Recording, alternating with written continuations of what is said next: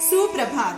संस्कार भारतीचे हे पुणे केंद्र आहे. आज बुधवार 15 जुलै 2020 म्हणजे भारतीय सौर 24 शार्वरी नाम संवत्सर शालिवाहन शके 1942 आषाढ महिना शुक्ल पक्ष दशमी तिथी.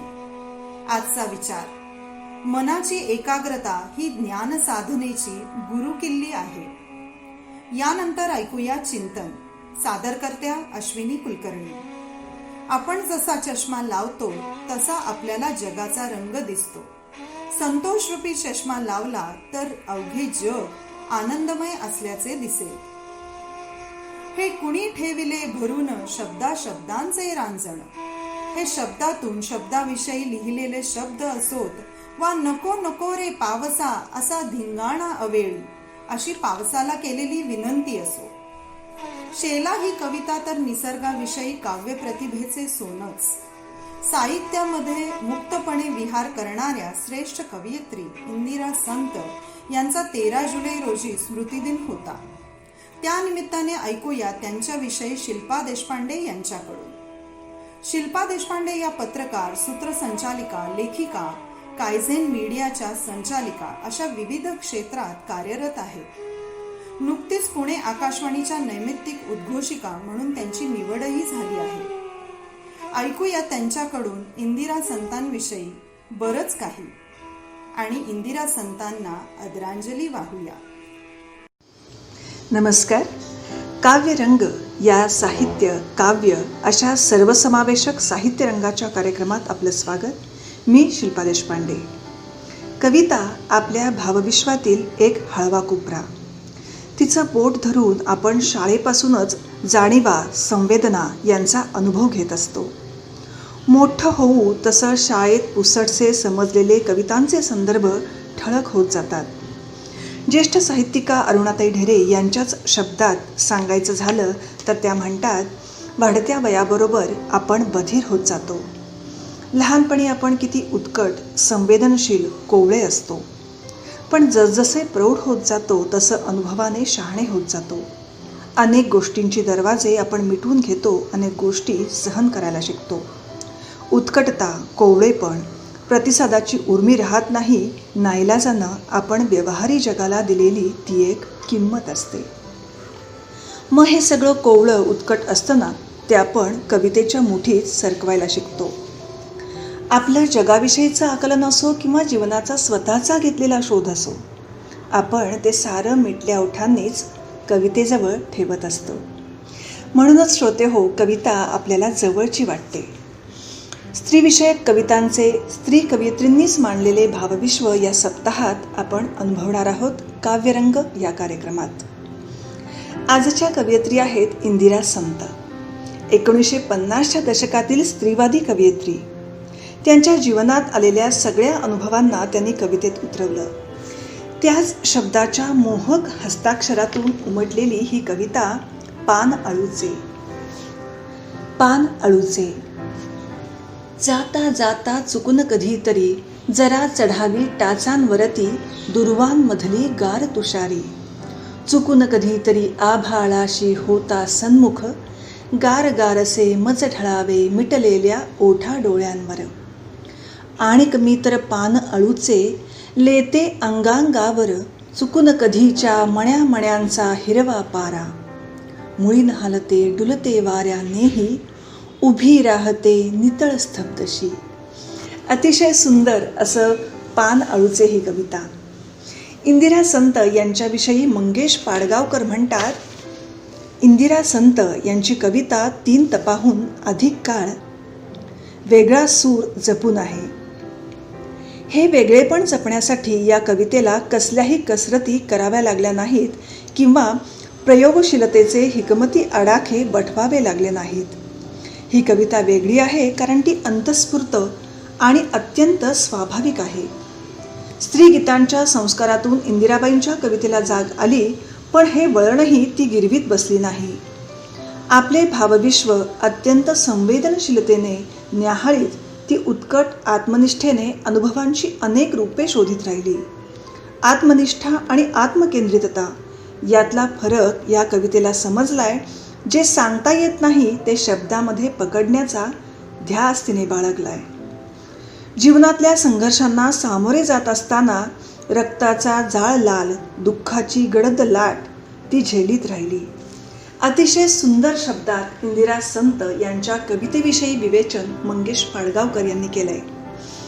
गर्भरेशीम हा त्यांचा काव्यसंग्रह म्हणजे स्त्रीच्या मनाचे विविध कंगोरे. घराच्या अंगणापासून आभाळापर्यंत व्यापलेले स्त्रीमन, मग घरातील एखादा कोनाडा असो किंवा सांजवात असो.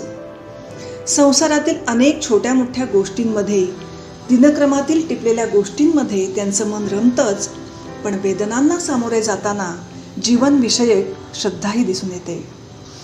वेदनांची पाऊलवाट कवितेतून दाखवतात, पण वाटचाल करताना धीरोदत्त धैर्यशील आहेत हेही दिसतं. गर्भरेशीम या काव्यसंग्रहातील किती राहून गेलेले ही कविता. किती वाटा चुकल्यामुळे चुकलेल्या, चुकवल्याने न भेटलेल्या, राहूनच गेलेल्या. किती योगायोग हुकलेले न आलेले, येऊनही न समजलेले, येऊनही न उमजलेले, धुक्यात हरवलेले. किती राहून गेलेले, ठरवलेले न ठरवलेले, कल्पनेतही न आलेले, अदृष्टात लपलेले. किती चुकामुक हे सगळे एक वेगळे जग, आपलेच पण आपल्या शिवायचे. काळजाशी गुंतून राहिलेले, पण तसे केव्हाच आभाळाशी पोचलेले, पण तसे केव्हाच आभाळाशी पोचलेले. एखादा कविता संग्रह हा साहित्याचा यज्ञ आहे हे इंदिरा संत यांच्या गर्भरेशीम या काव्यसंग्रहामध्ये दिसून येतं. त्यांच्या निवेदनात त्या म्हणतात, कविता निवडणं, शुद्धलेखन पाहणं, अक्षरदोष, वृत्तदोष सुधारणे, मुद्रित तपासणे, ही सगळी छपाई प्रत करून देण्यापासून पुस्तक प्रत तयार होईपर्यंतची उसनवारी माझ्या त्यावेळच्या अधोप्रवृत्तीला झेपणारी नव्हती. पण सगळ्या अडचणींना मात करून गर्भरेशीम हा काव्यसंग्रह रसिकांच्या, वाचकांच्या हाती आला. या धाग्यात आजही वाचक मन तेवढंच गुंतलं जातं. यातच त्या शब्दांचं चिरंजीवित्व मान्य करावं लागेल. इंदिरा संत मराठी कवयित्री, कथालेखिका तर होत्याच, पण त्यांची लेखणी जीवनातील घटनांना हळुवारपणे उतरवते. वेदनांचे आक्रस्ताळपण त्यांना मान्य नाही, पण दुःखाचे सोहळे झेलताना पेललेल्या आव्हानांची कविता कधी विषण्ण तर कधी स्तब्ध करते. आत्मचिंतन करता करता जगरहाटीचं भान त्यांच्या कवितेतून दिसून येतं. संयमशीलता, ऐश्वर्य आणि शब्दांची मोहक लयबद्ध रचना ही त्यांच्या कवितेची वैशिष्ट्य.